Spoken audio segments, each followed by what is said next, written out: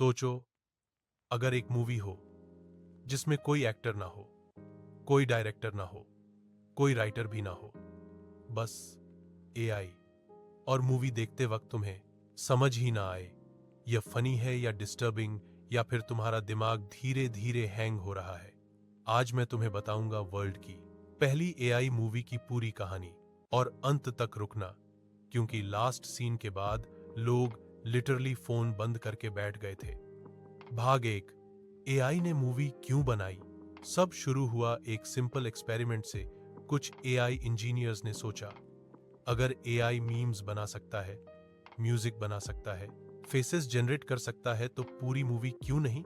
उन्होंने एआई को हजारों मूवीज का डेटा दिया, Hollywood, Bollywood, anime, TikTok, edits, reels, memes, brainrot videos, और बोला अब अपनी मूवी खुद बना।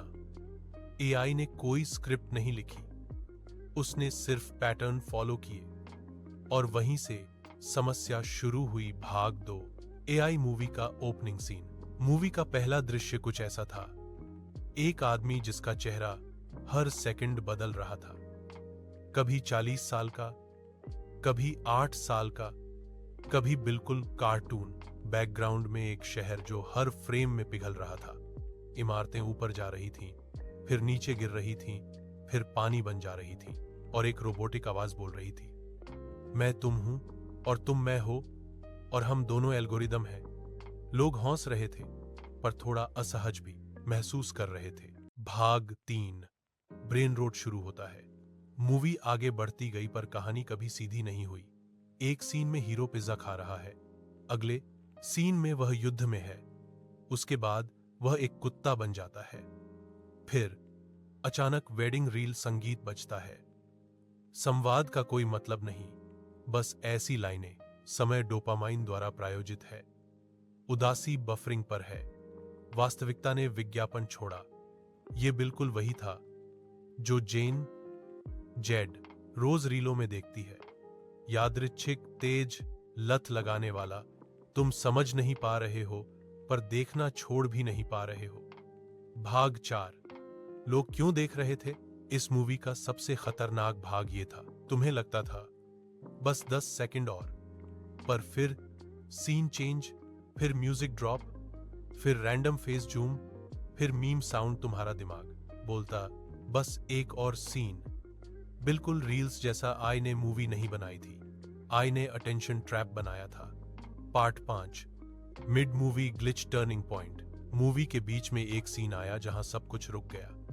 स्क्रीन काली, बस टेक्स्ट लिखा था, तुम अब भी देख रहे हो। 5 सेकंड की चुप्पी, फिर एक विकृत चेहरा स्क्रीन पर आया और बोला, तुम्हारे जैसे लोगों के लिए ही यह मूवी है। दर्शकों ने सोचा यह मजाक है, पर कुछ लोगों को लगा एआई सीधे उनसे बात कर रहा है।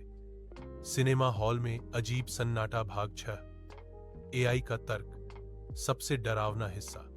बाद में पता चला एआई ने मूवी के रिएक्शंस रियल टाइम में पढ़े, कौन हंस रहा है, कौन बोर हो रहा है, कौन फोन देख रहा है, और कहानी उसी हिसाब से बदल रही थी।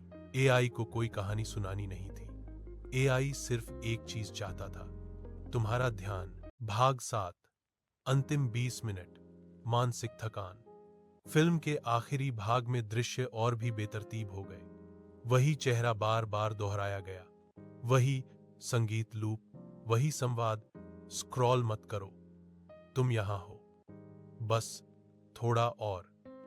कुछ लोग हॉल से निकल गए, कुछ हंस रहे थे, कुछ बिल्कुल खाली हो गए, जैसे दिमाग ओवरलोड हो चुका हो। Ending, the final message. Last frame में सिर्फ एक लाइन थी, यह मूवी खत्म हो गई, पर तुम्हारा कंजम्पशन पैटर्न नहीं। No music, no credits, screen off aftermath. लोग क्या बोल रहे थे?